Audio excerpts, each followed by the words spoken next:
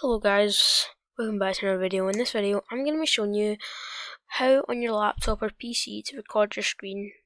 First thing you want to do is type up Screencast-O-Matic. You can see up here, you just want to type up with that, and then you want to click the enter button. I'm just going to show you what it looked like without. So once you've typed Screencast-O-Matic up, the screen that will show you in a second.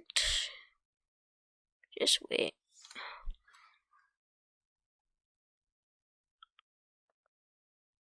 Alright, I don't think it's gonna. I think it's gonna load in a few years.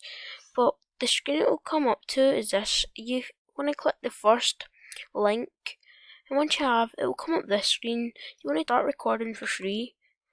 Your videos won't have sound, but you can use your microphone, and it will use a webcam. It will look like this right here. You won't have sound in your videos, but you can use your microphone and all of that. But if you want to have sound, you need to purchase that. So launch free recorder. Once you've clicked that, it will show loading. Obviously I'm already doing it because it is. It will come up loading, and then once you've clicked loading, right here it will say download. You want to click download, and right down here it will say run. You want to click run, and it should come up a screen showing you like this.